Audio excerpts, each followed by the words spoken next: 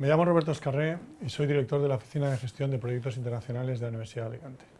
Voy a hablar a continuación brevemente acerca de fundraising para universidades, específicamente de proyectos internacionales, de nuestra experiencia y de algunas cuestiones iniciales que pueden ser interesantes para universidades latinoamericanas. Las preguntas que voy a intentar contestar son las siguientes. En primer lugar, si hay dinero disponible para proyectos en educación superior, cómo funciona el proceso de captación de proyectos internacionales y qué tipo de estrategias llevan a cabo las universidades que actualmente están teniendo más éxito en este tema.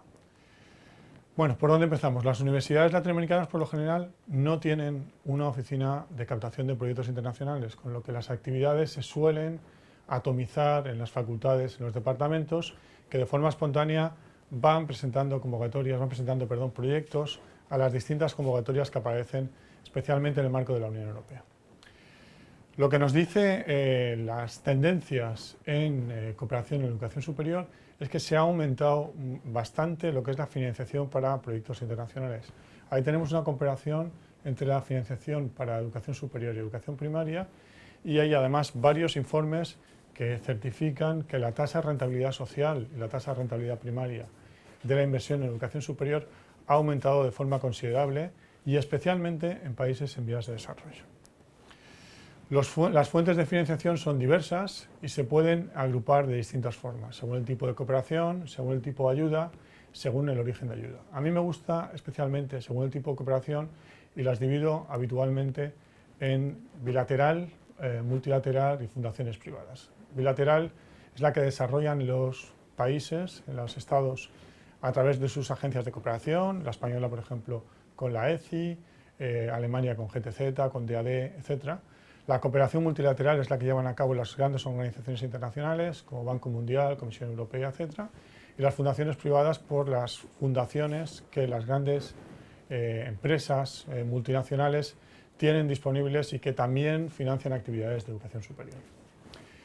En concreto, la Unión Europea aporta el 60% del total de la ayuda al desarrollo, aunque 2/3 de esa ayuda tiene contraprestaciones, ¿de acuerdo? Son licitaciones en bienes, servicios, etcétera, donde muchas veces tienen que entrar contrapartes europeas. La distribución de ese 60% es, en concreto, el 80% viene de los estados y el 20% viene de la Unión Europea como institución. Ese 20% es un pastel muy grande que se divide básicamente, en relación a las universidades, en convocatorias de cooperación y en convocatorias de investigación. La Comisión Europea sigue las políticas de las 3 Cs, complementariedad, coordinación y coherencia, o intenta seguirlas para que no haya solapamiento entre alguna de esas convocatorias. Ese sería un poco el panorama que hoy tenemos en 2013 acerca de los distintos programas regionales que tiene la Comisión Europea, que, como indico ahí, van a bifurcar, van a acabar en 2 básicamente. La investigación se va a llevar a cabo a través de un programa grande que va a ser el Horizonte 2020, que va a cubrir desde 2014 al 2020, y todas las actividades que hay, Alpha, Erasmus Mundus, etc., se van a agrupar en Erasmus for All. Frente a ese panorama de financiación, ¿cómo responden las universidades? Bueno, básicamente tienen 2 modelos institucionales de cooperación, el modelo espontáneo y el modelo integrado. El modelo espontáneo básicamente es el que comentaba, individual, muy pasivo, con resultados mayormente efímeros y con poco impacto institucional.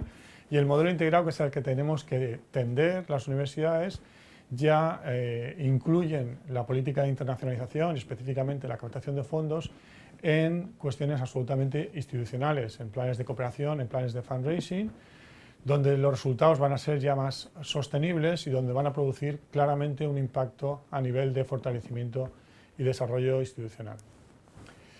En Europa hay distintos modelos, en Europa y en el mundo. Está el modelo Alumni para la captación de fondos, que es captar recursos de los alumnos que estudiaron en el pasado en las universidades.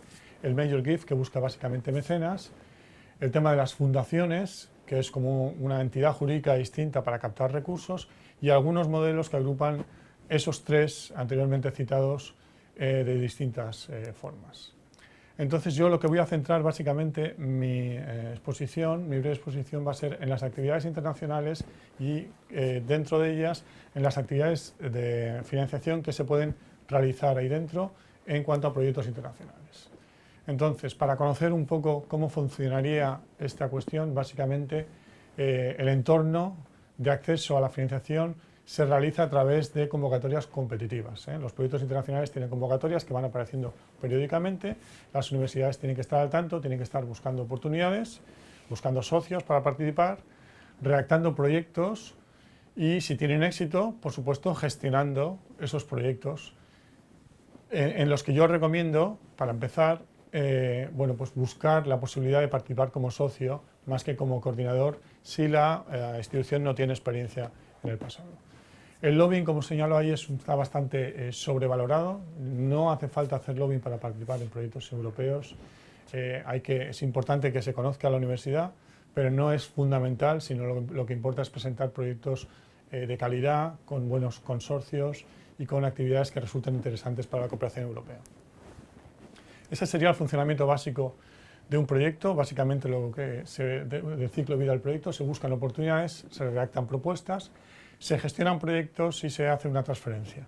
La parte más complicada de este negocio sería la propia redacción de las propuestas, porque la tasa de éxito no suele superar el 10%. Abajo se señalan algunas de las habilidades que hacen falta para cada una de esas áreas, pero reitero que la redacción de propuestas es donde hay que hacer especial hincapié. Para ello se proponen distintas estrategias en las instituciones de educación superior. La captación de fondos no es una actividad espontánea que surge de repente, sino que tiene que haber una política institucional que ampare y que fortalezca ese tipo de actividades, si es posible a través de un plan estratégico de fundraising internacional. Los posibles objetivos de ese plan serían contribuir al financiamiento de las actividades internacionales de la universidad, capacitar recursos humanos, desarrollar una cultura de fundraising, fortalecer las relaciones entre los organismos y consolidar el posicionamiento internacional de la universidad. Eso nos permitiría tener unos resultados sostenibles en el tiempo, porque la formación va a permitir que luego haya una continuidad. Los posibles pasos para avanzar en esas estrategias: primero, conocer cuáles son nuestras fortalezas, en qué podemos trabajar. Y ahí habría que hacer un análisis macro sobre nuestras políticas, sobre las medidas para fomentar la captación de proyectos internacionales, la normativa, pero sobre todo los departamentos que tienen fortalezas a la hora de redactar propuestas. Algunas cuestiones que yo señalo que se podrían tener en cuenta a la hora de ese análisis serían, pues todas las cuestiones que señalo ahí: el número de publicaciones, la participación en congresos. Todo esto nos puede dar una idea de qué departamentos pueden participar en proyectos con más facilidad. En segundo lugar, habría que hacer un plan de formación que abarcaran tres targets: el equipo directivo, con cuestiones de sensibilización, básicamente el personal investigador, que tendría que redactar propuestas y, por tanto, formación en ese tipo, y el personal administrativo, que tendría que gestionar y, por tanto, con cursos sobre gestión de proyectos europeos o internacionales. Por último, tendríamos el desarrollo del perfil de proyectos, que nos permitiría, con el análisis anteriormente hecho, saber en qué áreas somos realmente fuertes. Y, de otro lado, tendríamos el desarrollo del perfil de instituciones donantes, que son las convocatorias que tendríamos. Ese sería tercer y cuarto paso en la estrategia, para acabar con un programa operativo que conjugara ambos niveles. Por un lado, la oferta, nuestra capacidad de generar proyectos; por otro lado, la demanda, las convocatorias. Eso nos llevaría a un calendario, a un plan de trabajo con responsables, acciones, indicadores, que nos permitiría planificar, pues, en un año, cuántas propuestas vamos a presentar, en qué ámbitos, etc. Eso básicamente es lo que hemos llevado haciendo en los últimos años en la Universidad de Alicante. Tenemos bastantes casos de éxito en distintas regiones del mundo. El Instituto Tecnológico de Costa Rica, por ejemplo, ha trabajado con nosotros bastante tiempo en temas de fundraising y ha tenido mucho éxito en los últimos años. En otras áreas, pues tenemos Princess Umaya University for Technology en Oriente Próximo, University of Social Sciences and Humanities en Vietnam, la Jagiellonian University en Polonia o Moi University en Kenia. Básicamente son algunas referencias. Si quieren alguna información adicional, no duden en contactar con la dirección que les indico aquí al final. Muchas gracias por la atención.